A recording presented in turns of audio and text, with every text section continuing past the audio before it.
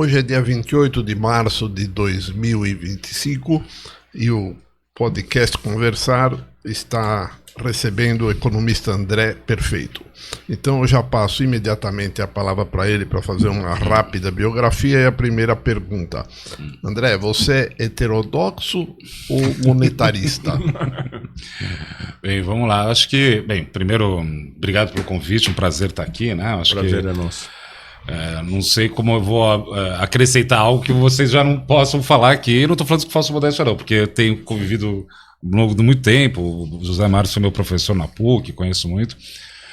Mas eu diria que a vida é curta demais para ser ortodoxo, né? A gente precisa ter uma heterodoxia um pouco maior, porque eu acho que poucas teses econômicas são tão religiosas que nem a ortodoxia, né? É uma coisa que vê equilíbrio geral em tudo e em pecado em tudo, né? Então, enfim, né? A gente pode aprofundar o assunto, né? Mas eu me considero um keynesiano, não vou dizer radical, mas entendo que a economia é uma economia monetária de produção, que as pessoas sofrem ilusão monetária, que a função de investimento não funciona do jeito que talvez um ortodoxo pense, né? Então, nesse sentido, apesar de ter vivido a vida inteira na Faria Lima, ainda estou nas trincheiras da Faria Lima, sempre gostei muito desse papel heterodoxo, né? Dá um charme, né, professor? Né? Tem esse jeito aí. Mesmo porque, só colocando, né? Fiz economia na PUC, fiz mestrado na PUC. No meio tempo, comecei a trabalhar numa corretora. Essa corretora, ao sei, virei economista-chefe, muito jovem, com 30 anos. Dela? Era Gradual. E aí, de lá da Gradual eu saí, né? A Gradual fechou, né? Uma história complicada ali, mas eu saí já direto para uma sociedade que foi a corretora Necton, que surgiu da fusão da Spinelli com a Concorde, das corretoras muito tradicionais, sempre como economista-chefe, né? E nesse caso eu era sócio também. Em 2021 a gente pegou a corretora e vendemos a corretora para o BTG, para o banco, né? E aí eu fiquei ao longo de 21 até 22, né? Até o segundo turno da eleição. Depois, no dia seguinte, eu saí da corretora. E aí eu fui... meio pedante falar isso, mas fui tirar um sabático ali, né? Aproveitar, né, que vendeu a corretora, né? Bom curtir também, porque senão você fica só bitolado nisso o tempo todo. Mas aí já na sequência foi curto, porque na sequência já engatei com minha consultoria, né? E também com uma série de iniciativas de educação na internet, né? Que é um mercado que nós economistas, é impressionante, né? A gente não imaginava que ia surgir esse negócio na nossa vida, né? Porque eu entendo, e aí respondendo um pouco mais a pergunta, né? Eu sempre fui um economista que é entendido como sell side, né? Só para explicar, no mercado financeiro você tem duas funções, né? Tem o buy side, que é um economista que propriamente opera o mercado, compra ação, vende opção, opera. E tem o economista que é o sell side, que faz as projeções macroeconômicas e reporta. A gente fala que é sell side porque ele faz parte do esforço comercial, né? No final das contas, da empresa, né? Então, eu sempre fui esse economista do tipo sell side. E com o mundo da internet abriu um espaço gigantesco para isso, né? Especialmente porque eu gosto de ver o economista. Isso daí acho que eu aprendi muito na PUC, né? Que é minha alma mater, né? Fiz economia, graduação e o mestrado lá. Eu acho que o trabalho do economista ele se aproxima muito do trabalho social de um intelectual, né? E o que eu quero falar com isso é uma coisa muito precisa, né? Muito não é uma coisa... Porque falar para intelectual parece que está se valorizando muito. Mas não é isso. O trabalho social de um intelectual é aumentar o nível de consciência da sociedade sobre si mesma. O meu trabalho com os clientes naquele microcosmo é esse. Então, isso é um pouco a minha trajetória. E sim, insisto, a vida é curta demais para ser ortodoxo. Acho que é um desperdício danado. Fernando. Eu acho que eu vou começar então com uma provocação. Vamos lá, estou aqui para isso. Deixa eu só falar para os internautas, que não são todos que assistiram a tua entrevista. Professor Fernando Nogueira da Costa, desculpa falar com a boca, estava mastigando, titular da Unicamp e foi meu professor no doutorado 25 anos atrás ou mais, né? Ou mais. Nos anos 90. Né? Nos anos 90. E um espetacular professor, pesquisador. Eu que agradeço. Bom, a minha primeira provocação mesmo, e interesse, curiosidade, A provocação é essa. Como você se relaciona com os Faria Limas? Você citou, não, eu sempre trabalhei em Faria Lima. Né? E, pelo que você disse, a sua trajetória, parece que você também foi um líder estudantil, né? Sim. No movimento estudantil. Sim. Então tem posições, não só heterodoxas, mas progressistas, vamos chamar de esquerda. Né? Como que é esse mundinho, se você se relaciona com os demais economistas-chefes, como eles te recebem, como é o diálogo? Porque eu tive uma experiência de lidar com banqueiros, eu falo sempre para meus alunos, né? Tem a visão da opinião pública, mesmo especializada, é muito preconceituosa. Então eu gostaria que você desse um depoimento do seu relacionamento com os demais economistas-chefes. A minha relação o perfil deles e o perfil seu. Vamos lá. A minha relação com os economistas da Faria Lima sempre foi muito gentil, eles sempre foram muito cordiais comigo. Não tem uma coisa propriamente de uma agressividade, nem nada disso, né? É mais complicado com os gestores. Economistas, acho que nós conversamos com um nível de educação, porque o gestor, quando ele toma um risco e você fala para ele uma outra visão, outro viés, isso daí vira uma coisa, quase um ataque pessoal a ele. É muito forte. Quando um gestor, você fala com o negócio, ele não concorda, ou você fala de outro jeito, isso daí acaba gerando um desconforto muito grande. Mas com os economistas sempre foi muito cordial. Claro, eu não virei amigo pessoal de muitos deles, mas por outros motivos, né? Sei lá, sou um cara que gosta de samba, gosta de bar, não é bem o métier da Faria Lima. Muitos lá da Faria Lima, a gente tem uma visão também muito crítica ou caricata, né? Mas são pessoas que trabalham muito. Né? O mundo da Faria Lima é um mundo muito agressivo, né? No sentido da competitividade. Então, assim, não é bem o meu mundo no sentido do meu tempo livre, mas, assim, nesse sentido tem essa dimensão pessoal, né? Mas eu acho que a tua pergunta vai num outro sentido, né? Você quer falar o seguinte: como uma leitura heterodoxa pode dialogar com um mundo que é fundamentalmente ortodoxo, né? E aí a beleza é o seguinte, né? Só para citar Keynes aqui de novo, de um jeito um pouco diferente. Eu sempre falo que meu trabalho não está certo. Meu trabalho é descobrir antes da média a opinião média das pessoas. E nesse sentido, a Faria Lima é uma delícia de trabalhar, porque pensam tão parecido, que é muito simples você antecipar essa segunda derivada. E quando você dialoga e coloca as provocações, isso daí vira um material muito útil para o cliente, né? Vamos supor que eu pegue alguém que seja absolutamente ortodoxo, e mais do que isso, um bolsonarista, quer que o PT acabe, né? Mas na hora que ele está operando, etc e tal, ele sabe que ele está sob uma pressão de uma dúvida muito grande. O que eu quero dizer com isso é muito simples.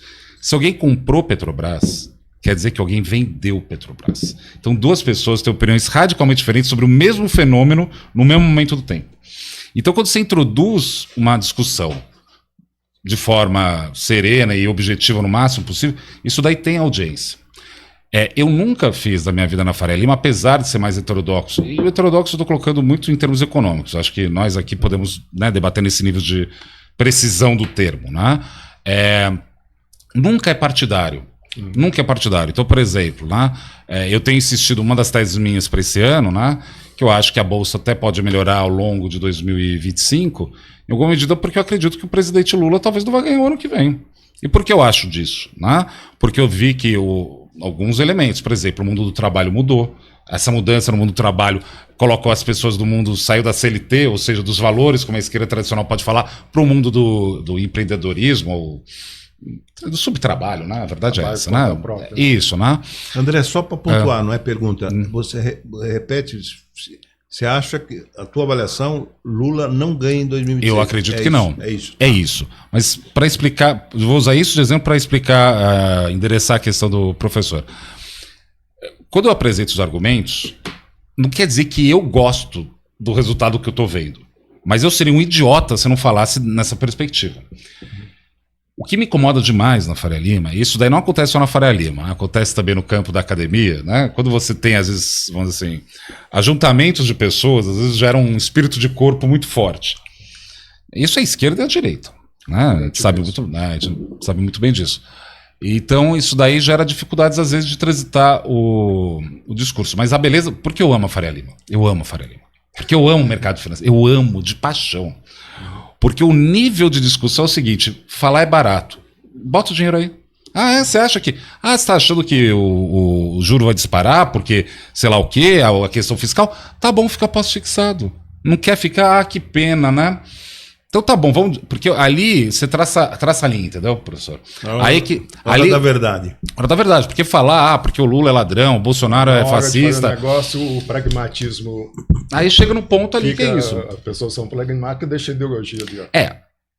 Na medida do possível, etc e tal. Ninguém Não vai foi. rasgar dinheiro com Então, ideologia. não vai rasgar, mas, por exemplo, recentemente a gente teve 2023 e 2024 uma leitura sistematicamente pessimista da Faria Lima. É notório que se errou muito projeção de PIB, por exemplo, no relatório Focus. E eu vim alertando isso, falando. Aí o pessoal falava, você está falando isso porque você é petista, você está falando isso porque você é comunista. Eu alertando, falando, essa leitura está sistematicamente errada, o PIB não vai ser tão fraco porque a massa salarial está subindo, o desemprego caiu, aí tem uma situação... A leitura foi tão errada sistematicamente que a indústria de multimercados, de fundo multimercado, praticamente faliu no Brasil. Só no ano passado foram 356 bilhões de reais de saque. Por que isso aconteceu? Porque a Faria Lima pensa tão igual, eu falando, gente, não é isso. Então, eu não estou querendo falar mal da Faria Lima no sentido da... individualmente. Mas eu sou treinado num tipo de pensamento econômico, aí volta a discussão econômica aqui, que mais do que heterodoxa é economia política. Ou seja, eu tento entender esses movimentos dentro dessa chave. E isso me permite ver mais coisas, talvez, que alguém da Faria Lima. Você acha que esse ano eles vão errar a terceira vez? Porque a previsão de elevação do PIB é baixa esse ano. Eu acho que vão errar de novo? Eles vão errar para cima. Vai ser pior o PIB esse ano. Muito pior. E eu explico isso. Por quê? Porque o PIB do quarto trimestre, a gente viu já que caiu para 0,2, né? Ele desacelerou, né, na margem. Só que a questão central é o seguinte, o consumo das famílias do quarto para o terceiro caiu 1%. Isso que explica a queda de 12 pontos da popularidade do Lula. A queda da popularidade do Lula não é por outro motivo que não seja economia, na minha opinião. Não é por outro motivo. Não é Janja, não é... Não é Janja, esquece. Não é Bolsonaro. É uma questão pragmática no bolso das pessoas. E qual que é a questão? Que ninguém tá falando. Isso daí me deixa desesperado. Aí o pessoal fala, tá vendo? Esse da Faria Lima. Vou ficar falando mal do Lula agora, né? O que acontece é o seguinte, desde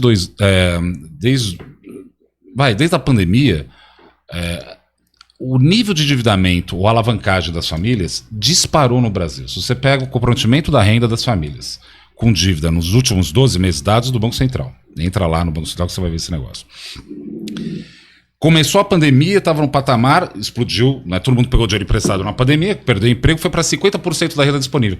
Cai um pouquinho e agora já tem 47% da renda disponível de novo. As famílias estão altamente alavancadas, as empresas estão altamente alavancadas. E mais do que isso, as empresas tomaram dinheiro o ano passado quando o juros estava caindo. E a perspectiva de PIB estava melhorando. O que está acontecendo agora? Juros subiu, a perspectiva de PIB vai cair. Vamos dar um exemplo só para gritante, para corroborar o que você está dizendo. Rubens Ometo Silveira Mello. Mas o que tem ele? Não. Ele vendeu a Vale, a participação dele na Vale, Um prejuízo de 9 bi. para fazer caixa, vamos Isso. dizer. Isso é o que se divulga por aí. Não, divulga não, é fato. Ele fez essa leitura que você contou, errada, né?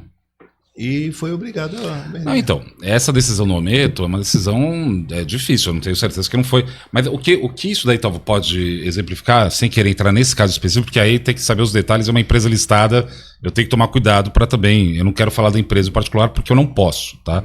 E porque eu não sei os detalhes. Mas assim, em termos gerais, o que está acontecendo é o seguinte, o balanço de empresas e famílias está implodindo por dentro. Por quê? Porque está altamente alavancado e com juros que vai continuar subindo. Precisa ser economista para imaginar que o PIB vai ser mais fraco? Aí que agora o mercado só interrompendo. Não, o PIB vai subir porque o governo gasta demais. Calma, vai, fala sério, vai. Aí não dá. Mas uns 2 semanas para cá, eu dei várias entrevistas, fiz podcast, inclusive, sobre isso. Foi lançado esse programa do crédito consignado para trabalhadores do setor privado, que alcança 47 milhões e as primeiras demandas explodiu. Impressionante. E o que você acha da análise? Para o seguinte, 76% das famílias estão endividadas. Grande, né? Mas já tem mais tempo isso, não foi desde a pandemia, não. Aumentou, mas mantém um patamar. 88% é crédito rotativo, cartão de crédito, que foi distribuído a rodo. Todo mundo tem cartão de crédito. Então, cara, passando fome, tal, houve inflação de alimento, de fato e tal, e gastaram muito. A grande benefício, só que é para trabalhadores formais, é que pode trocar de dívida. pegar o dinheiro do crédito consignado para pagar o crédito rotativo. Eu acho que esse choque de demanda foi isso. Vou fugir da dívida de 15% ao mês, que dá 450% ao ano. Tá?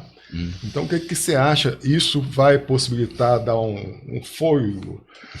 Eu digo assim, diminuir o endividamento mesmo. Não estou falando um choque de demanda, absolutamente. Mesmo porque o setor informal, que é metade, não vai pegar isso.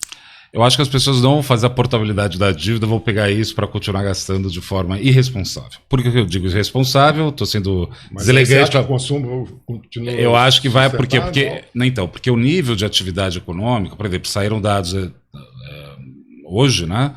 Ontem, né? Da taxa de desemprego, não sei se lembra, foi ontem ou hoje, desculpa. Começou a querer subir um pouco também que dera, está no menor patamar da série histórica, né? Mas eu acho que as pessoas vão entrar num processo de hiperendividamento de novo. Isso é um problema muito sério que a gente está armando dentro do nosso colo, que extrapola só a questão propriamente do crédito disponível. Eu vou colocar dessa forma. Tem questões, eu acho que da modernidade ou pós-modernidade, o tipo de consumo mais líquido, não sei precisar isso. Exatamente, que vai ser um problema isso daí. E essa medida que o governo fez, esse crédito, na minha opinião, é um alívio muito temporário. A questão é o seguinte, vai cair me parece que o consumo vai cair, seja por um arrefecimento do mercado de trabalho, que é natural que venha, na minha opinião, seja pela questão da própria atividade econômica, ou também seja por conta de um processo inflacionário que é insidioso, que vai comer a renda das pessoas. E não tem muito o que fazer agora, na minha opinião. Mas essa inflação de alimentos, você acha que isso sustenta? Um pouco mais, sim. Eu acho que está num momento muito... As previsões de safra são muito boas. Que bom. Vamos ver. Sabe que eu estou com cuidado? Porque assim... E o câmbio melhorou. Melhorou. Então, vamos ver. Eu gosto de sempre ver isso, vamos ver, porque às vezes quando a gente olha isso, a minha, pelo menos na minha vida profissionalmente, isso, não, vai cair. Depois de ter apanhado algumas vezes, eu falo, deixa eu ver se vai cair mesmo. Exemplo, né? Por exemplo, o preço de café está subindo mais de 100% em dólar nos últimos 12 meses, por conta de questões climáticas. Importado. Né? A questão climática, né? Importando café da Suíça. Não, então, como eu vou modelar dentro de qualquer modelo, um MQO, mínimo quadrado ordinário, qualquer bobagem, variância climática agora. Tá indo bem a safra? Deixa eu esperar esse negócio para ver mesmo. Isso para dizer que assim, a gente vai estar num momento de tensionamento ainda elevado, para mim. Agora a questão é o seguinte, se antes, aí eu acho que talvez a gente esteja próximo, talvez um pouco nessa leitura nesse sentido, antes a notícia ruim é que estava bom. Quanto melhor o PIB ficava, vai dar mais demanda, vai dar mais inflação, porque o fiscal... Então a notícia ruim é que estava bom. Agora eu estou vendo a notícia boa é que está ruim. O fato de ter piorado demais alguns indicadores, por exemplo, saiu o IPCA 15 essa semana, ovo subiu 20% no mês só. É razoável supor que vai subir mais 20% no próximo mês? Resposta, não. Então você começa a chegar nos níveis, depois que a tendência é mais ajustar para um lugar mais razoável do que... Não, mas a gente vai passar esse momento ainda uma dor bem grande, eu acho. Acho que esse PIB do primeiro trimestre no Brasil, eu não me surpreenderia se fosse negativo. Já caiu, desacelerou para 0,2 no quarto, para continuar... Você falou ele está falando sobre o FGTS. Isso.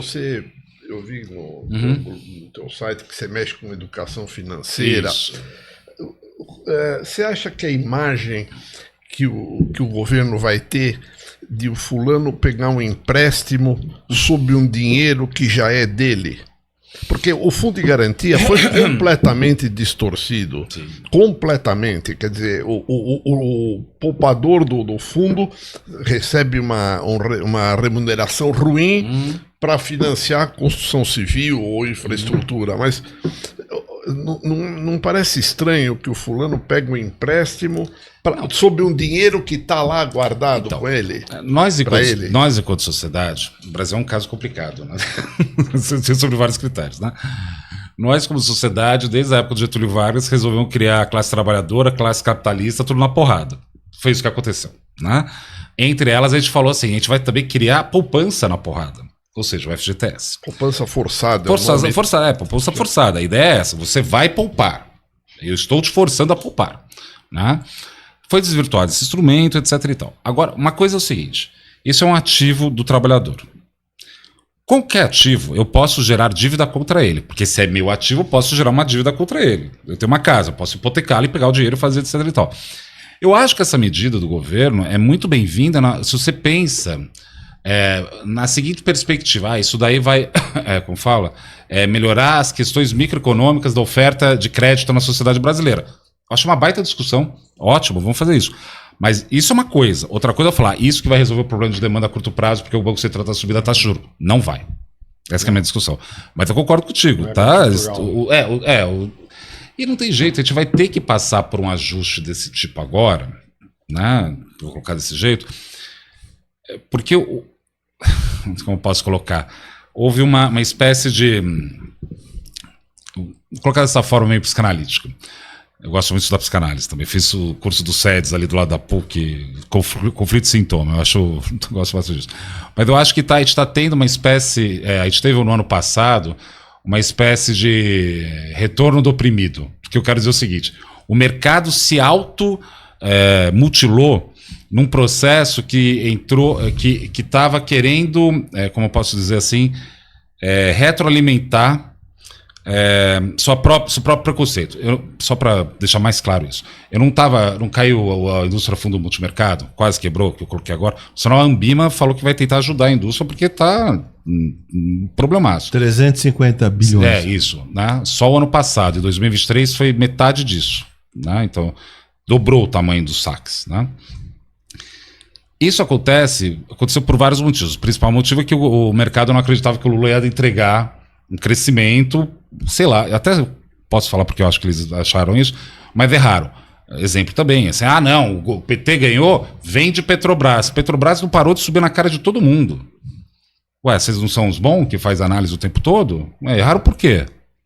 Então, assim, eu tomo cuidado também o pessoal da Faria Lima também se acha a última bolacha do pacote, o que não é verdade. Mas o que eu quero colocar com esse ressentimento?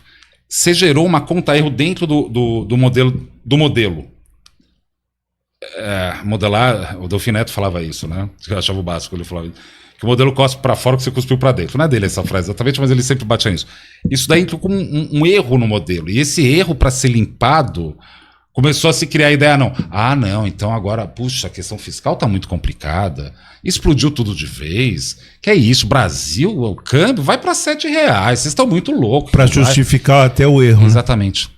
Pode parecer um pouco estranho que eu estou colocando para quem nos escuta, mas não é intuitivo, mas essa conta-erro está extrapolando para muita coisa, e isso daí machucou muito as nossas possibilidades, o que vai fazer o PIB. André, eu queria que você explorasse um pouquinho, você já afirmou, aliás, de forma bem contundente, que, na sua opinião, o Lula não ganha em 2026. Eu queria que você pudesse explorar um pouquinho, por exemplo, quais os 3 ou 4 elementos que embasam essa sua... Olha... De natureza econômica ou política? Não, sim, vamos por partes. Eu acho que isso daí é um tema interessante, né? A primeira coisa, né? Registrar, não estou falando que isso que eu quero, nem nada disso, né? Estamos aqui no plano da discussão. Eu fiquei muito curioso com o que aconteceu na eleição municipal ano passado em São Paulo. Vamos pensar bem. Taxa de desemprego no menor patamar da série histórica, indo para um dos menores patamares. Renda real do trabalhador subindo. Massa salarial lá em cima. PIB crescendo. E o PT não fez nenhuma prefeitura relevante, não fez, tá? Opa, temos aí um sinal complicado. Mas o que me deixou mais claro isso, dessa dinâmica, foi o Pablo Marçal. De novo, não tenho nenhuma simpatia, não vou nem entrar no mérito sobre ele, porque não importa aqui. Mas o Pablo Marçal representa um tipo de ethos que representa uma alteração na classe trabalhadora, tal qual a gente imaginava, não existe mais. Sem dúvida. Se isso é verdade, isso quer dizer que valores ou entendimentos de como organizar o país não estão mais dentro de um campo de um discurso tradicional de esquerda. E aí tem várias coisas que vão atravessando isso. Por exemplo, tem um discurso evangélico, que, de novo, não quero entrar no mérito, se é bom ou ruim nem nada, mas que coloca o protagonismo no indivíduo e numa ideia divina, não é na ideia do coletivo social ali, né, de Estado, nem nada disso. Isso daí veio para ficar.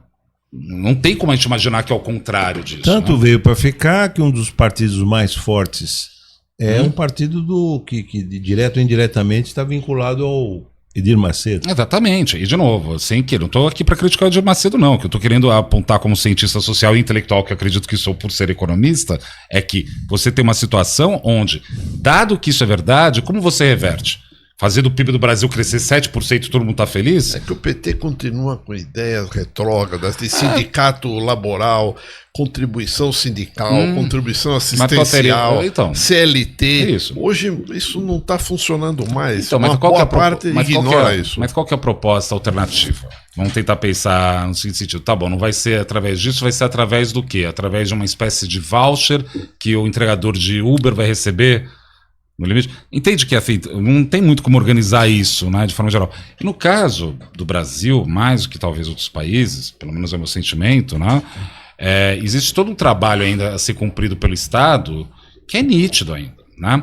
Por que eu estou colocando isso? Porque a gente está num momento que é uma coisa muito engraçada. Você tem empresa de entrega de comida e de transporte, sei lá o quê. Deu algum problema, o cara corre para o SUS. Ah, que beleza, né? A mão de obra é barata, por isso que você tem lucro no aplicativo, e se você tem custo, fica para o Estado. Não, isso para dizer que a gente está nesse momento estranho. Não, né? A tua conclusão está certa. Isso está por se descobrir um caminho que não se conhece, que talvez é mais difícil que o plano real, né? De estudar isso aí, de como resolver isso. Mas o fato é que hoje um garoto nem sabe o que é CLT, nem está interessado nisso. Mas daí nisso. fica o ponto, né? Se nós estamos certos a respeito disso, não importa o que você acha melhor país ou eu acho melhor país. O fato é que bandeiras da esquerda estão mais fragilizadas. Se é verdade isso, a probabilidade maior para responder a tua pergunta é que talvez o Lula não ganhe em 2026.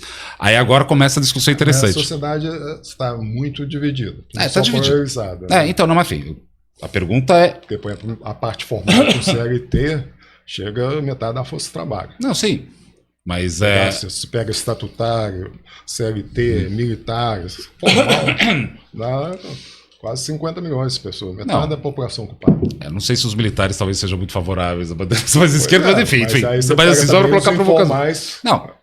Agora, ele teve a sorte fantástica. Sim. Mas eu acho que a popularidade caindo dele é um problema isso daí. Mas ele porque eu acho que teve essa dinâmica com o emprego. Perdão. Ele teve a sorte, que aliás o adversário dele teve outrora, né?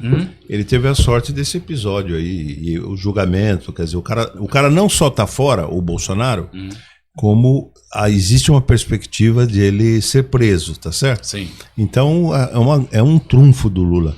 Porque se o cara disputasse, aí eu acho que 100% de certeza, né? Diga lá, desculpa, Fernando, não sei. Entendeu? Que mas ligando o assunto e depois vamos cair novamente na economia. E o contexto internacional. Quer dizer, como que você acha que a opinião pública vai reagir à extrema-direita que irradia para o mundo uma agressividade imensa a partir dos Estados Unidos? Sabe? Tem mostrado um aumento de popularidade. Os presidentes, primeiro-ministro, do México, do Canadá, de todos os países que reagiram à tarifação do Trump, que está prometido agora, próxima semana, dia 2, né, pode atingir o Brasil. Se o mandatário reage, 80% de aprovação. Subiu. O presidente do México está chegando quase 90%. Então, esse quadro internacional está um quadro economicamente sim. perigoso, né?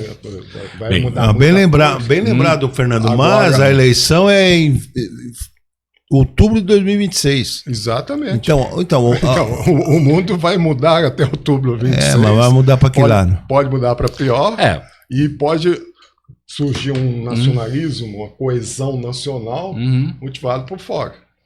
E com consequência econômica, depois que você analisa as consequências. Eu acho que tem duas dimensões. Eu espero de coração que o Planalto não espere que o Trump faça tarifaço contra a gente para aumentar o sentimento nacionalista. Não tá isso daí. É óbvio que não vai Eu espero do coração. Porque a gente já ouviu também coisas que, assim, teve falas um tempo atrás, não lembro exatamente quem falou, que assim, ainda bem que veio essa pandemia porque jogou na cara que o Bolsonaro é muito ruim. Tem que tomar cuidado com essas falas do pessoal mais a gauche. Morreram 700 mil pessoas. Então, mas aí tem que tomar cuidado para também não ser mal interpretado esse negócio. Agora, o que eu acho da direita no mundo, né? Esse movimento. A gente tem que lembrar o seguinte, a social-democracia, eu vou colocar o PT como social-democrata at large, né? Para não entrar muito no mérito. Ela está falhando em dar respostas objetivas para a vida das pessoas.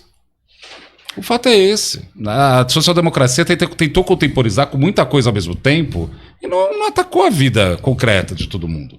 A gente está vivendo um período do mundo, eu vi esses dias um dado impressionante. Bem, vocês sabem o que é OnlyFans? OnlyFans é um site na maioria de pornografia, né? Que uma menina faz um show e o pessoal paga para ver o show dessa menina, né? Esse que é o serviço, né? Tava vendo alguns dados dos Estados Unidos, né? Uma pesquisa. Quase metade das meninas não, mulheres, entre 18 e 24 anos nos Estados Unidos, tem alguma conta no OnlyFans. Agora imagina o que é isso na alteração da percepção sobre a reprodução da vida humana, não no sentido... reprodução econômica. O que é isso? Que relação é essa com esse mundo? Ou seja, a social-democracia, Lula no meio, bate o que você quiser. Todo mundo não deu conta de responder a questão mais básica. Como vai ser minha vida no futuro? Porque senão a gente vai ficar pulando de informalidade a informalidade. Aí chega um cara que nem o Trump, sem querer falar que ele é bom nem nada disso, fala, eu tenho uma resposta. Fascismo é isso, né? Fascismo é isso, né? Alguém que fala, vem com o pai, né? Vamos fazer a América Great. Make America Great Again e começa a descer o cacete de todo mundo. Vamos reverter o tempo. Então... E é que tá, o que me preocupa. Mas o que me preocupa justamente é isso, professor, porque o que a gente tem nos Estados Unidos é uma promessa falsa. Qual é a promessa falsa? Make America Great Again? O que eles estão achando? Que o americano médio vai voltar um tempo que você tem drive-thru, ouvindo um rock, com a garota tomando milkshake naquele Landau? Não vai existir mais isso, acabou. Então a gente está num momento do mundo onde a gente não consegue satisfazer isso. E a direita, ela vai crescer mais. Concordo, né, que México e o Canadá... uma reação mais nacionalista, desenvolvimentista, mais da esquerda aconteceu, mas vamos botar a barba de molho. O que vai acontecer com a Europa? Mas nesse sentido, aí voltando para o Brasil. Nós estamos numa transição muito uma questão tecnológica, política. Eu acho que está no momento de tensionamento do mundo do capital. Daí é uma discussão longa. Perdoe se a gente não entrar nisso aqui, porque realmente é uma longa discussão, né? Que foi encontrado alguns limites. A gente está num ambiente que está de hiperliquidez. Desde a crise de 2008, o Banco Central norte-americano mandou às favas os bons modos monetaristas. Por isso que eu achei engraçado você ter perguntado logo de início, professor. Porque o monetarismo é uma ideia, sei lá, que nem tinha os fisiocratas, né? Que acreditavam que todo valor via da terra, né? O Quesné, essas coisas. É isso, o monetarismo, gente. Não existe. A pá de cal. Sei lá o que isso daí quer dizer. Para corroborar isso, o Ben Bernanke ganha o Prêmio Nobel em 2022, né? E ele fez um enfrentamento como policymaker, usando as reflexões que ele havia feito na tese de doutorado. Isso, da crise de 30. Crise de 29 e 30. Então, mas eu acho que esse mundo está desse jeito, e aí que tá. Mas aí eu tenho um otimismo com o Brasil. Eu sou muito otimista. Apesar de ter falado tudo que eu falei até agora, eu sou um otimista crônico com o Brasil. E qual é a perspectiva disso? O Brasil é uma espécie de esquina do mundo. Que país do mundo pode se dar o luxo de ser BRICS e ser ocidental? Que país do mundo pode se dar o luxo de ter a Embraer e produzir e exportar soja como se não houvesse amanhã? Percebe que a nossa posição é muito sui generis? A gente pode se administrar isso. E com uma capacidade de renovação, tanto o país como o país e as empresas do país. Vejam, a eventual fusão, aquisição da Embraer em 2020, isso, quase jogou, né? E em pouco tempo a Embraer está agora fazendo um... Exatamente. Não, é impressionante. Eu sou muito otimista do Brasil, no sentido mais profundo. Longo prazo, digamos. Não é em longo prazo, no curto prazo mesmo. Por que eu sou otimista? Pensa bem, um dos países... Eu estava vendo esses dados do FMI. Quem quiser pode entrar no World Economic Outlook e dar uma olhada nesse negócio. Quando você pega o spread de deposit rate, lending rate de bancos, né? Deposit rate é quanto você ganha se você deposita o dinheiro no banco. E o lending rate é quanto você tem que pagar se você pega o dinheiro emprestado do banco. A gente só perde para Zimbábue e Madagascar. É esse nível da várzea que a gente está. É esse o nível da várzea. A piada é, né, que o melhor negócio no Brasil é um banco bem administrado e o segundo melhor negócio é um banco mal administrado. Porque com um spread desse tamanho você aceita desaforo pra caramba. Por que eu estou colocando isso? Porque apesar disso a gente construiu uma nação. Não é trivial o que a gente tem como país. Permite. Claro. Precisamente sobre isso. Você fez uma ocasião, eu peguei em 9 de dezembro, uma declaração sua, o estoque de dívida pública ficou gigante. Né? E você chama a atenção, a estatística comprova, né, que é um dos países do mundo que mais gasta com os encargos. Isso. 8% do PIB, né? Bom, porém, a minha dúvida, eu queria trocar ideia contigo, é o seguinte. A Fareirinho fala muito do risco fiscal. Você não acha que a questão assim, de aumento dos juros, a disparidade dos juros brasileiro frente ao juro internacional tem a ver mais com risco cambial? No seguinte sentido, que quando aumenta a estabilidade, atrai capitais e aprecia a moeda, evita a inflação importada. E aí o que houve no fim do ano passado? Disparou o câmbio. Você que é do ramo sabe, um swap cambial, né? Ficaram comprados 75 bilhões de dólares na moeda, comprado, até que o Trump assume 20 de janeiro, e aí há uma reversão e o dólar começa a cair. Tá caindo no Brasil e no mundo. Então aquela inflação importada, que atingiu inclusive os alimentos, quebra de safra, né? El Niño e tal, atingiu. O câmbio é decisivo. E aí, para completar a questão... Fernando, fala um pouquinho mais aqui no microfone. Para completar a questão, eu gosto de comparar, é o seguinte. A Argentina é uma economia desfinanciarizada, sem confiança na moeda. Então, a reserva de valor lá é o dólar. O Brasil, por pagar um juro disparatado e ter correção monetária, evitou a fuga de capital para o dólar. E essa tradição, é que a minha pergunta, será que a gente passou a conviver, desde com o tripé macroeconômico, tal, com esse juro disparatado, que é um pacto de elite, onde enriquece muito, né, um taxa de juros que permite o rentismo enriquecer muito, mas evita a dolarização que passou nossa vizinha Argentina. Eu falo, isso é bom ou ruim? Só uma coisa. O Brasil tem a 56ª dívida no ranking mundial em dívida. Em relação ao PIB, não é grande, é 75% do PIB. Então, todos os países do ranking dos 10 maiores economias têm dívida muito maior que o Brasil em relação ao PIB. Interessante isso, né? Vamos lá, né? Acho que tem pelo menos 3 dimensões da tua pergunta aqui, né? Uma pergunta é o que é, o que eu acho que é, e a terceira é o que acham que vai ser. O que deveria ser. Não, o que acham que vai ser. O que eu quero colocar é o seguinte, né? De fato, a possibilidade do mercado brasileiro, do Brasil ter moeda de si mesmo, decorre de um esforço gigantesco para manter o fluxo para cá. Por que eu estou querendo dizer com isso? Hoje, o câmbio bateu no final do ano passado R$6, né? Chegou a 6, começou a ameaçar. Quanto estava o câmbio quando o Lula entrou em 2003? R$4? R$3,80? Então ele está falando o seguinte, 20 anos depois só está R$6? Percebe que o real está apreciado, na verdade? É disso que se trata. O real está apreciado, e muito apreciado. O ideal até, não ideal, mas se isso daqui fosse um pouco menos apertado, que é os juros que a gente está discutindo ali o tempo todo, né? Talvez realmente teria que ir para 7 ou 8. Por que não? Né? Isso sem contar a inflação, né? Pois é, o temor da inflação importada. Isso. Isso é uma dimensão, uma parte da discussão que, sem dúvida nenhuma, toda hora a gente está fazendo isso, né? Mas o que eu imagino é o seguinte, né? Quando você conversa com alguém da Faria Lima, ele fala isso do fiscal, mas é do coração. Ele realmente tem essa convicção. Aí você mostra dado internacional, mostra o que, não importa, nada demove ele disso. O dinheiro gasta muito. Então, mas nada demove disso.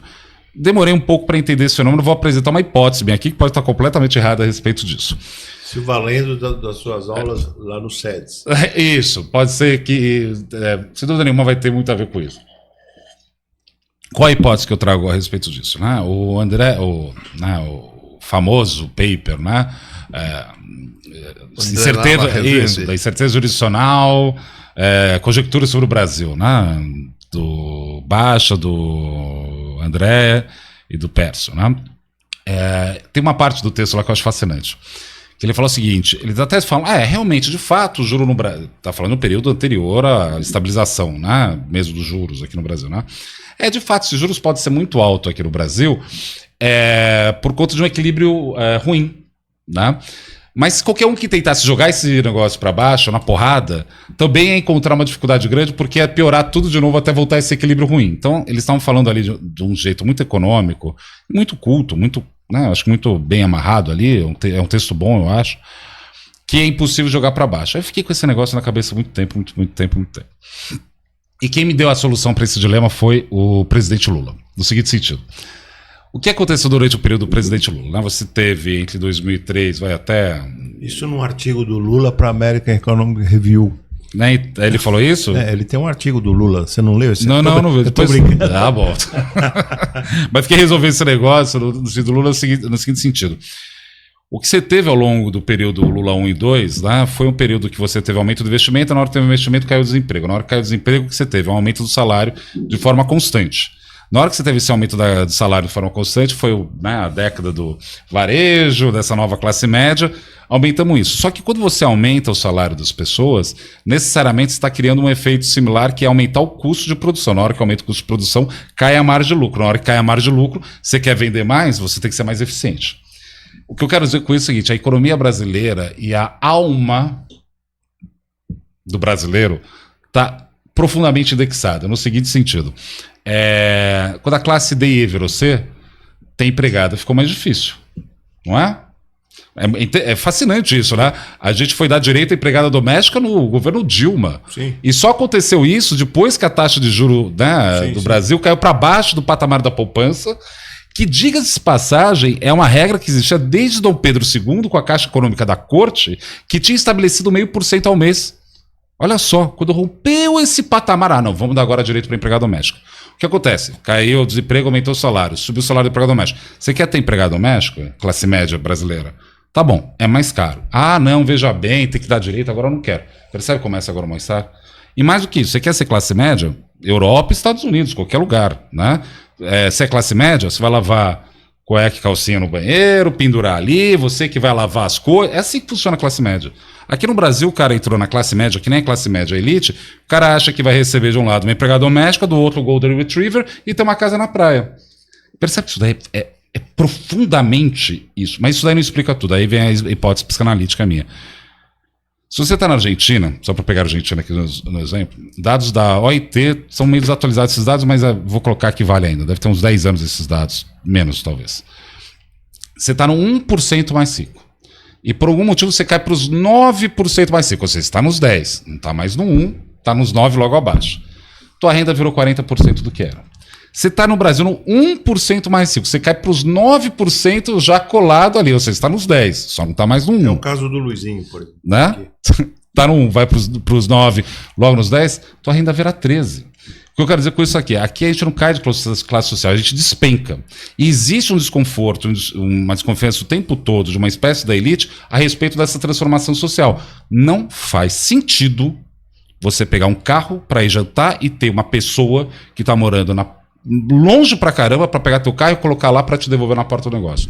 Isso daí é um sinal, um sintoma claro, na minha opinião, de uma estrutura de trabalho, só para entrar na discussão, que, não é, desculpa não para você, professor, mas para as pessoas, não é à toa que a gente foi o último país a libertar os escravos do planeta Terra. É assim, agora eu tenho que dialogar com essa pessoa. Eu vou, viro pro cara, amigo, eu queria te falar um negócio. Você tem, vamos dizer assim, dentro de você uma alma de senhor de engenho, tá? Você acha que dá para falar com alguém assim? Não dá. O que dá para fazer é ir contornando. Qual que era a esperança profunda e talvez a grande ingenuidade do Sérgio Buarque de Holanda? Que era ingênuo aquilo, mas era esperança profunda. Que a miscigenação ia romper isso. Tá rompendo? Resposta, talvez não tanto. E é depressivo o que eu tô falando, porque não tem solução a curto prazo. Não tem solução a curto prazo. Você falou que você é otimista. Eu queria te perguntar uma coisa. Você sabe que vários colegas seus preveem lá para 2030, 2031, que as despesas obrigatórias vão comer todo o orçamento. Quer dizer, Você acha que isso é um problema, não? Eu acho que é um baita problema, mas o problema não é nem esse. O problema é o seguinte. Vou falar de aposentadoria para chegar nessa mesma discussão, porque bate nas contas da Previdência o tempo todo. Qual que é a ideia? Um economista mais ortodoxo, monetarista, acha que o problema é dinheiro o tempo todo. Dinheiro não é o problema. Nunca dinheiro é o problema. O problema é produto. O problema é produto. Hoje você tem na sociedade 5 pessoas trabalhando para uma pessoa aposentada. Não vou nem pensar na repartição, ok? Tem que pensar o seguinte, essas 5 pessoas vão gerar excedente para uma pessoa. Roupa, comida, água, vai gerar para um. No futuro a gente vai ter uma pessoa trabalhando para 5 pessoas. Essa uma pessoa vai ter que gerar excedente para essas 5. Você percebe que a questão é como aumentar a produtividade dessa pessoa para dar para 5? Porque, já vou te respondendo, não vai ter. Não vai ter. Esse é um problema global, não é nosso, de todo mundo. A Coreia já está enfrentando esse negócio. A longevidade impede o regime de repartição. Então, mas não é nem só repartição. A questão é o seguinte, é objetivo. Não adianta nada ter dinheiro lá na frente se você não tem produto para comprar. Qual que é o efeito disso? Inflação. Né? Você tem muito dinheiro com pouco produto, deu inflação. E olha quando eu sei daqui, quantitativo da moeda, que é uma hipótese que eu nem acho que é a melhor para todos, mas é isso. Então o problema não é nível de produto. O problema é nível de produto. Como a gente resolve isso? Como a gente resolve isso, na minha opinião? Ou a gente, por isso que eu sou um keynesiano no sentido da aposta de que o investimento é o que vai fazer isso rodar na frente. Ou eu aumento a produtividade desse cara hoje, e para aumentar a produtividade desse cara hoje eu tenho que investir hoje. Não tem outro jeito, porque lá no futuro esse cara vai ter que ser mais produtivo, ou eu vou ter que entrar numa pactuação social de que eu vou ter que redistribuir isso na porrada. E quando eu falo porrada, é porrada mesmo. Nós aqui, classe média alta, que na verdade é rico, nós todos aqui somos ricos nesse país, né? Não tem outro jeito de colocar, não dá pra gente fingir que a gente era, nós somos intelectuais que ficam no Rive Gauche lá em Paris, não somos, nós somos ricos. Um rico francês não faz isso de intelectual lá na França, faz outra coisa, né? Vamos ter que repactar isso.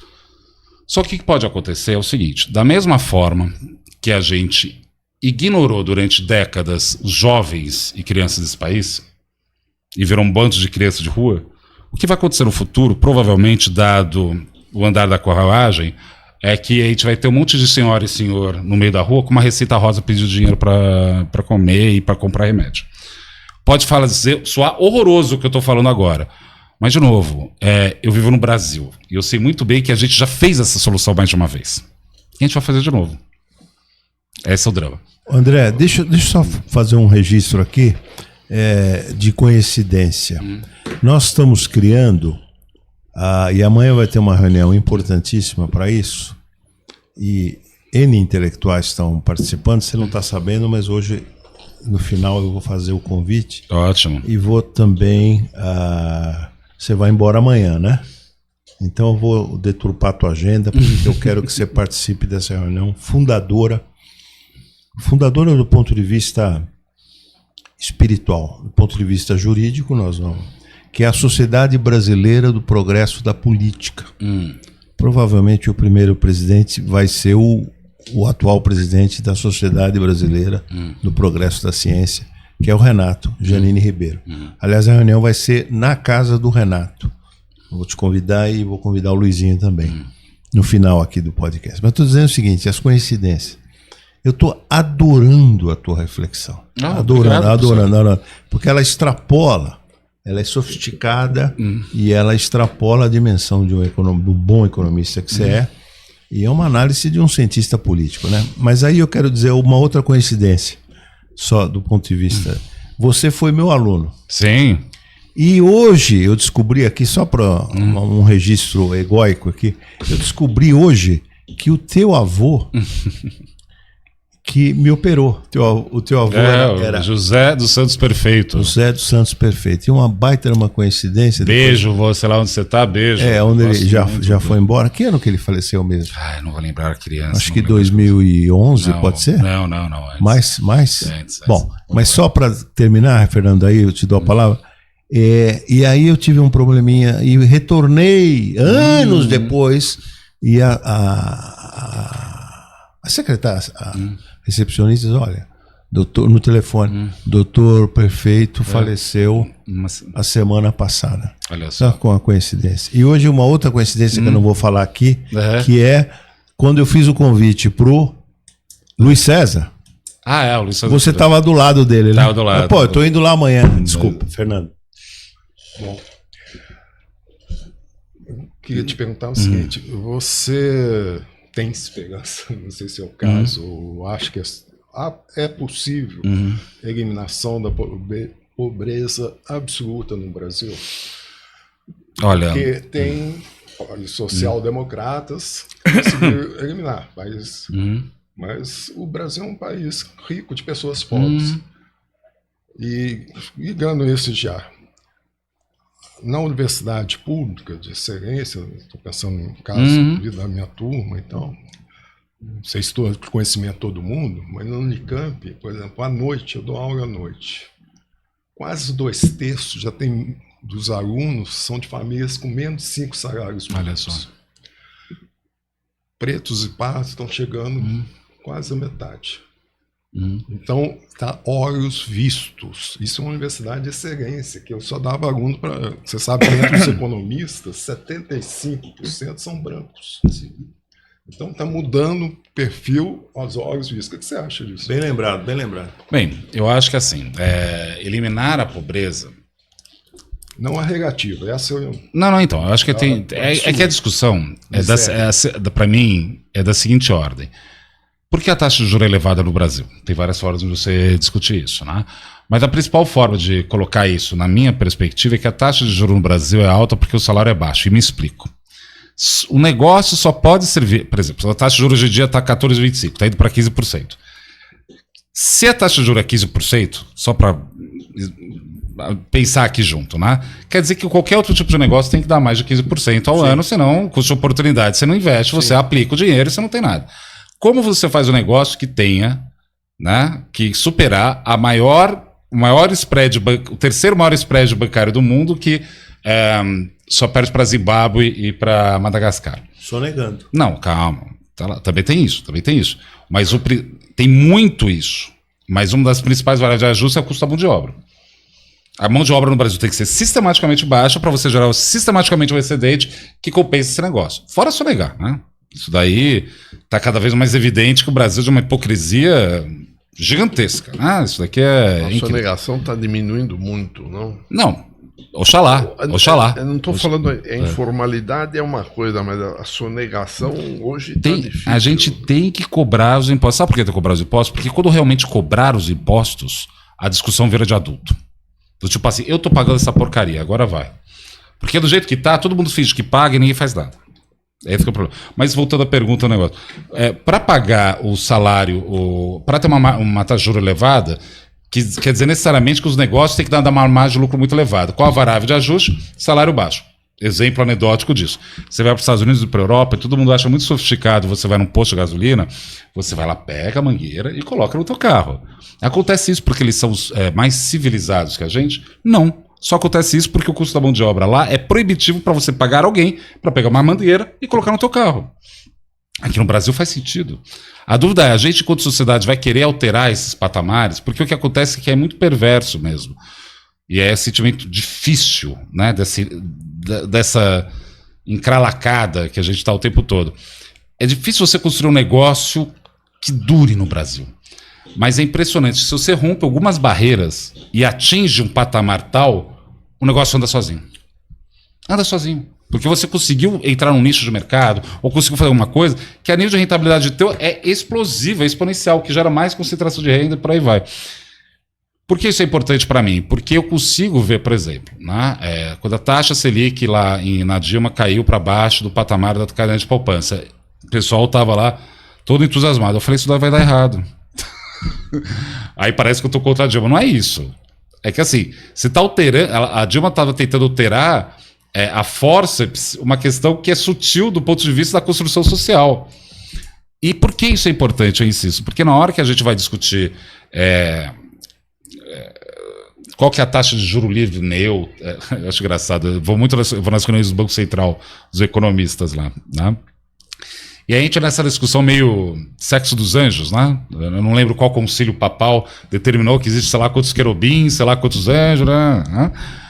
Aí fica discutindo PIB potencial, PIB sei lá o quê, etc e tal.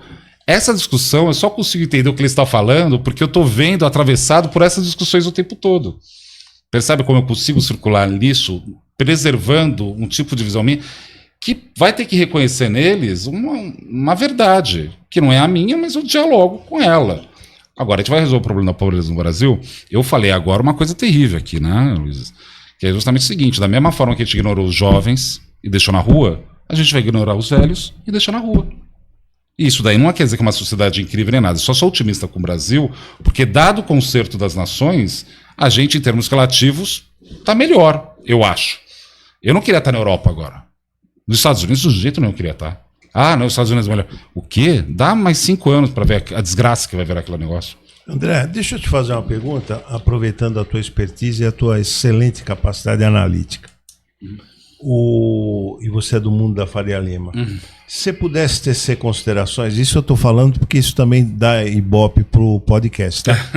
Mas se você pudesse traçar um perfil curto entre dois banqueiros, old man e o Luiz César Fernandes, que você conhece bem, e o André Esteves. Eu não saberia dizer desse jeito. Acho que os dois... Não, então fica só sobre o Luiz César. Mas, assim, eu acho que tem uma coisa que eu sou fascinado de Faria Lima de bancos, que é o seguinte, né? Que nem eu brinquei, né? Falar é fácil, né? Você senta num bar aqui, nós 4, vamos lá beber uma... Você aqui é um dos maiores especialistas de banco da história do Brasil. Eu sei. Falar é fácil. Quando se trata de dinheiro, você tem que, né, se mostrar. E tem uma questão fascinante disso, que é saber tomar risco. Um banqueiro, e nesse sentido, tanto o Luiz quanto o André, sem dúvida nenhuma, são pessoas que tomam risco. Isso, para mim, quando eu crescer, eu quero ser isso. Eu quero ser isso. Se alguém que olha um negócio, bate um olho em você, tá bom, entendi esse negócio, vem cá, conversei, fechou com aquele... Isso daí eu acho fascinante. Mas esse é um negócio mais old school, que o Luiz César, obviamente, representa isso, que quando ele chegou aqui, tudo era mato. Se você pega lá, não tinha CETIP, não tinha Selic. Eu vi histórias dele contando, que, enfim, ele vindo aqui pode, talvez, né, todo cara isso aí, dele ter que levar malas e malas de título aportador, porque não existia troca de títulos eletrônica, nem nada disso, era assim. E o César foi um dos caras que bolou isso. Não, o César tem que ser reconhecido, tinha que ter uma estátua dele, não bem exagero aqui talvez, mas teríamos que fazer uma estátua disso na Faria Lima dele, porque CETIP, Selic, essas coisas, ele ajudou muito a construir isso. Então, assim, são brasileiros engenhosos, nesse sentido. E, sem dúvida nenhuma, o César está nessa categoria muito especial de brasileiros, na minha opinião. O Esteves, eu era sócio da corretora, vendi, conversei muito com ele, sempre fiquei muito impressionado com o Esteves, com o seguinte, que ele sempre falou de financial deepening. A ideia toda do banco lá é colocar os tentáculos cada vez mais na estrutura de capital do Brasil. E o que é um bom sinal, porque vai gerando liquidez. Só que assim, isso só aconteceu porque a taxa de juros mais ou menos caiu no Brasil. Vale lembrar quando o Armínio fez o sistema de metas, né? Ele colocou em 45% a Selic, né? Ele até escreve, né? Uma medida bastante antipática na época, né? Todo mundo tá querendo matar ele, né? E esse juro. Então o André também fez esse movimento. Então, no caso do banqueiro, por isso que eu acho fascinante, engraçado a Faria Lima, né? Vou agora elogiar de novo de outro jeito. Porque a Faria Lima, no geral, é uma espécie de mundo da fantasia. Todo mundo fica brincando de Nova York no terceiro mundo. Mas os grandes homens e mulheres da Faria Lima são pessoas que são tomadores de risco. E quando você conhece uma pessoa que é tomadora, não é jogador, é tomadora de risco, é a coisa mais fascinante que tem. São pessoas afiadas. Eu queria te perguntar uma coisa. Não, então fala. Mudar só um pouquinho de assunto. Hoje o grande debate na academia é se muda a meta de inflação. O que você acha? Ele é amigo pessoal do Galipo. Não. Estudei lá junto, né? O Galipo me deu aula. Na tua aula, algumas aulas ele... Você era da mesma classe que ele? Em algumas matérias. Sobre o sistema de metas não, mas as metas de inflação atual, eu acho que está um pouco exagerado a meta desse patamar, porque ela não corresponde muito com o histórico nosso, né? Me parece isso. Mas, ao mesmo tempo, eu acho que a gente poderia ser adulto o suficiente para saber, não cumpriu a meta, você não deve estourar. Não é o fim do mundo, né? É que aqui no Brasil, essa coisa... Mas espera, você diz a meta ou o limite superior? O limite superior. Já estourou, aconteceu, estourou. O histórico é a meta, 3%. A média histórica nesse século, depois de passar da alta inflação, é 6%. Então, eu acho que assim... Eles estão pondo o problema do Brasil... totalmente realista. Vamos combinar. E o um dos problemas, sabe disso. Um dos problemas do Foi Brasil... o outro que pôs. Nesse sentido, é que a gente quer ser sempre mais realista que o rei. A gente quis colocar uma meta de 3%, porque qual que é a ideia? Que isso daí vai, através de um Banco Central independente, reforçar os instrumentos que vão criar a credibilidade, vai jogando de forma sistematicamente para baixo. Há um custo elevado. Não quer dizer que se a meta não fosse 3, fosse 5, talvez a Selic teria que estar 15 também. Ou mais até. Não quero dizer que não seja isso. Mas aqui no Brasil a gente sempre tenta dar essas cartadas como se a gente fosse ser mais realista com ele e com uma enorme desconfiança do Estado. Quer ver um negócio que eu achei interessante? Gustavo Franco, um grande economista ortodoxo, sem nenhuma dúvida sobre qualquer critério ortodoxo. Nosso amigo. Não vou falar mal dele, eu gosto dele. Então, o trabalho dele de mestrado, que até ganhou o prêmio do BNDES, né, sobre o encilhamento, é um primor. E ele ganhou o prêmio Aralambos Simeonides com a tese de doutorado em Harvard. Eu li o do mestrado dele porque eu achei fascinante aquele tema. Mas, por exemplo, o Gustavo Franco, para controlar o câmbio lá, a gente fala de dívida pública, né? Quanto da dívida pública atual tem a ver com aquele gasto que teve lá? O Plano Real, acho que foi uma das obras de engenharia sociais mais caras do mundo que a gente gastou. Então, assim, se a gente for colocar os pingos nos is, tem que falar de todos os pingos nos is. Por que eu estou colocando isso? Porque a gente vai, talvez, descumprir a meta esse ano. Muito provavelmente vai. Uma coisa é descumprir a meta por causa do negócio. Outra coisa é falar que descumpriu porque o fiscal está fora do lugar. Isso simplesmente não é verdade. Simplesmente não é verdade. Agora, se eu sei que é verdade para a Maria da Faria Lima...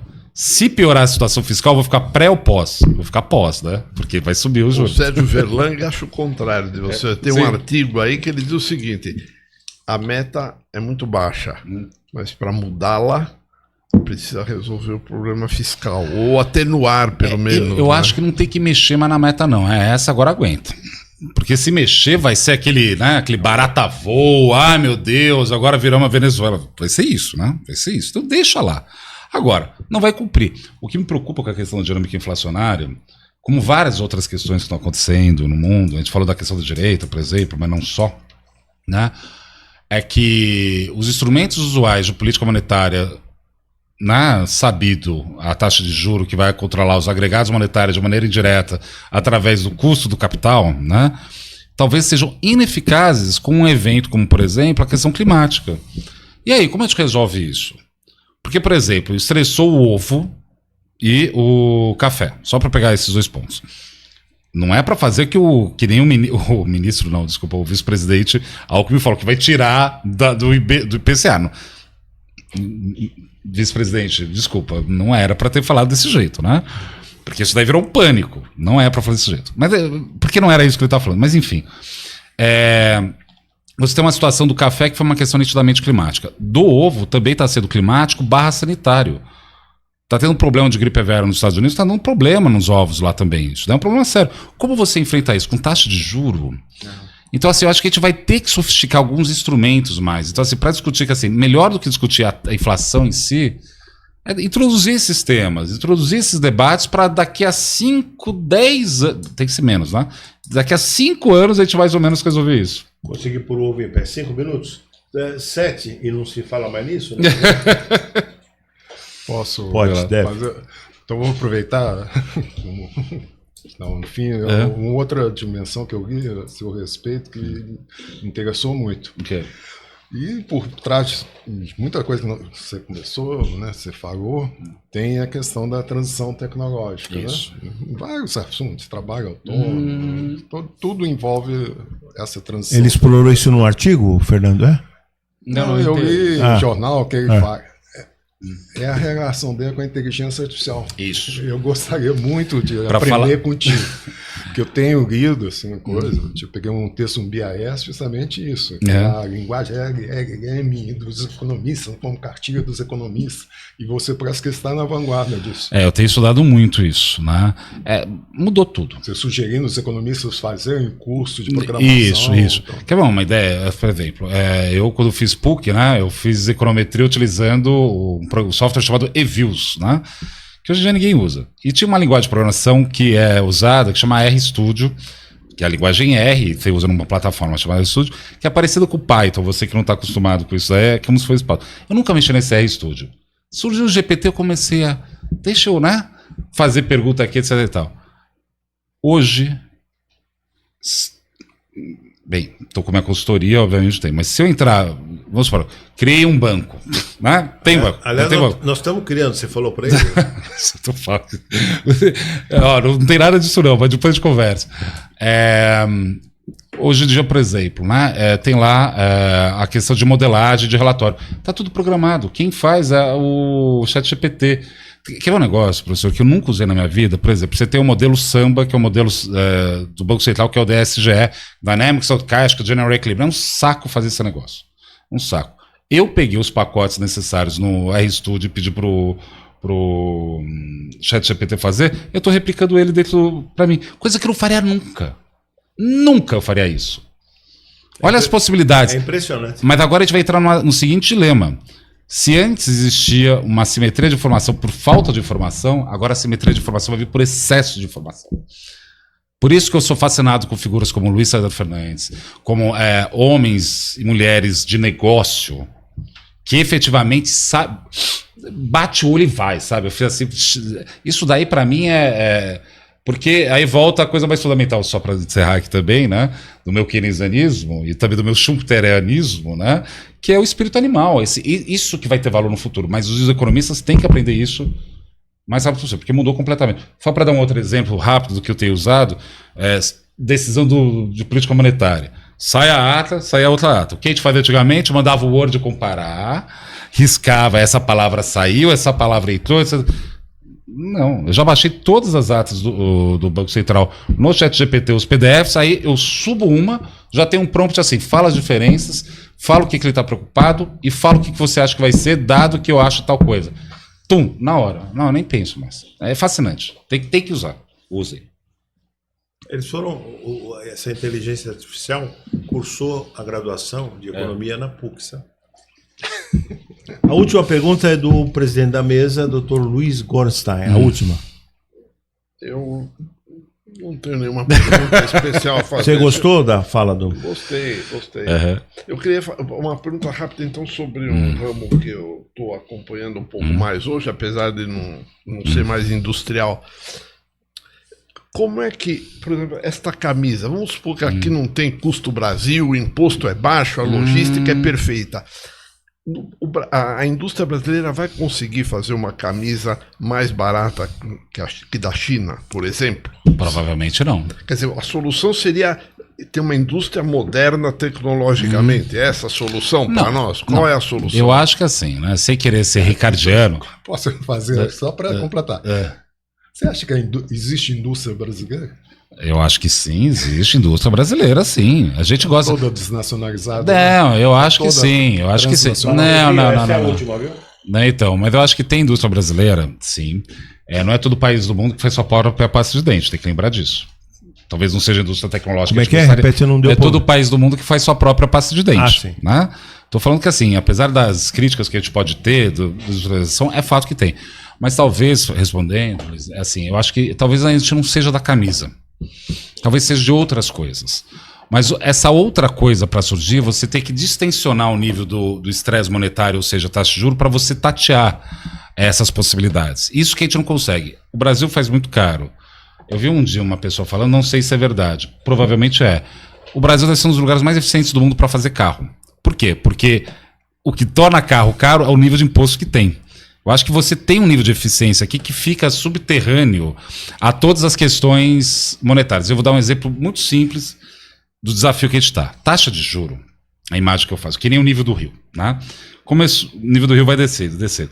Quando a Dilma cortou para baixo lá em 2011 e agora caiu mais ainda, você que é empresa industrial sabe que eu vou falar bem. Na hora que a taxa de juros caiu para um dado patamar, o Rio começou a aparecer geladeira enferrujada, pneu de carro, etc e tal. O que eu quero dizer é o seguinte, esse nível de taxa de juro oculta todas as nossas ineficiências. Todas. E aí cabe a gente discutir como superar isso. Como vai superar isso? Eu acho que com uma taxa de juro um pouco mais civilizada, como constrói isso? Aí teríamos que ter outro podcast, por favor, vamos ver se a gente falar outro dia. Mas talvez não seja a camisa que a gente vai fazer. A gente vai fazer, não sei, lá. Eu acho interessante que as indústrias modernas e grandes resolveram ter planta no exterior. A WEG, a Gerdau, a CSN, a IOSP, todos com planta no exterior. Foi a solução que encontraram. Mas aí é uma outra discussão. Mas só para fechar aqui, é verdade isso, mas é verdade que o Santander tem a maior indústria, né, é aqui, é verdade que a BMW tem fábrica aqui, não tem outro lugar do mundo, é verdade um monte de coisa a respeito da gente. A gente não pode, nós como brasileiros, a gente não pode dar de barato, na minha opinião, que é tudo ruim. Não podemos, porque o que a gente está fazendo no limite é dar de barato e agora para chinês. A gente tem que ter um pouquinho mais. Não. Mas eu entendo que muitos empresários estão fazendo esse movimento, mas é porque eles ganharam muito dinheiro aqui, ganharam tanto dinheiro aqui, que estão conseguindo abrir lá fora. E então, é isso. Tá encerrado. André, não dá. André, eu queria... O diretor vai querer ir embora, vai bater na gente. André, eu queria... Bom, foi espetacular. Obrigado. Eu sabia que ia ser bom, mas superou. Queria agradecer demais e fica aqui o convite para você voltar em breve, né? Por favor, vai ser um prazer. Queria agradecer o professor Fernando Nogueira da Costa, que convidei praticamente de última hora, veio da Unicamp. Isso é uma demonstração do respeito e admiração que ele tem por você. Ele falou, não, vou, Zé Márcio. E, não, porque eu pedi... Espero não ter decepcionado. Não. Aqui. E agradecer especialmente ao Luiz Gorenstein, o nosso decano. Obrigado. Até a próxima. Obrigado.